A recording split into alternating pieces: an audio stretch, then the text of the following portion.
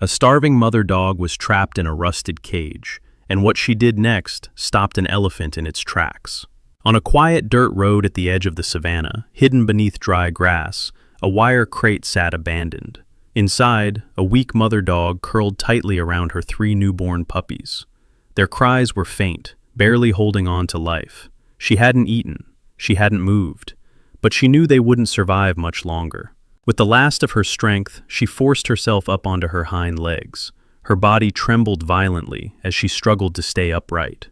Slowly, she lifted her front paws and pressed them together, holding them up weakly in front of her chest, like a final, desperate plea. Her eyes searched, desperate, fading. Then something moved. A young elephant stepped out from the tall grass. He paused. The faint cries of the puppies reached him again. Drawn closer, he approached slowly, each step careful, almost uncertain. When he reached the crate, he stopped completely.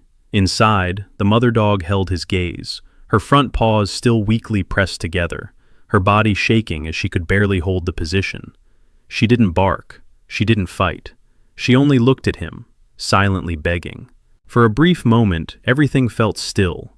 Then her strength gave out, and her paws dropped as she collapsed beside her puppies. The elephant didn't move. Something about that moment stayed with him. And then, he turned and ran.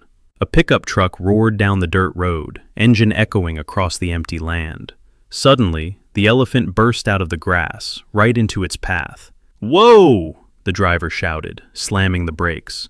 The truck skidded violently, tires screaming, gravel exploding across the road as the vehicle barely stopped in time, just feet away from the elephant. The driver, a man named Daniel, sat frozen, heart pounding. "What the hell are you doing?" he snapped, anger rising as he threw the door open. The elephant didn't move, didn't charge, didn't leave. Instead, it turned, took a few steps toward the brush, then looked back, waiting. Daniel frowned. "No, that's not normal." He hesitated, then followed. Branches scraped against his arms as he pushed through the grass. The elephant moved ahead, not fast, not slow, just enough to keep him coming. Then it stopped. Daniel stepped forward, and everything inside him dropped. The crate, the starving dog, the dying puppies. For a second he couldn't breathe, then anger hit him hard. "Who would do this?" His voice broke. He rushed forward, dropping to his knees, pulling a tire iron from his truck belt. The rusted hinges resisted. Crack! The door snapped open.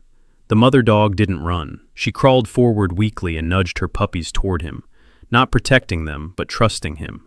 Daniel froze. Something inside him shifted. "I've got you. I've got you," he whispered, his voice rough. Carefully, he wrapped the puppies in his jacket and lifted the mother into his arms. For years, his house had been silent. Ever since he lost his family, he had stopped caring about anything, until now. As he stood, he looked back. The elephant was still there, watching quietly. For a brief moment, their eyes met. No sound, no signal. Then the elephant turned and disappeared into the tall grass. That night, Daniel drove home with the dogs beside him. The house that had been empty for years slowly filled with something new, soft breathing, tiny paws, fragile life returning. Days passed. The puppies grew stronger. The mother never left his side.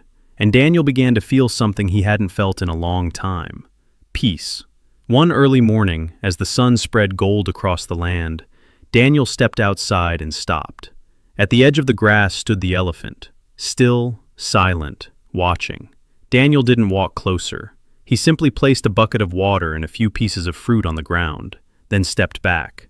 The elephant approached slowly, drank, then paused as if making sure everything was okay. Then it turned and walked back into the wild. The dogs stayed. The elephant didn't. But somehow, both had changed everything. And for the first time in years, the silence in Daniel's home finally felt alive.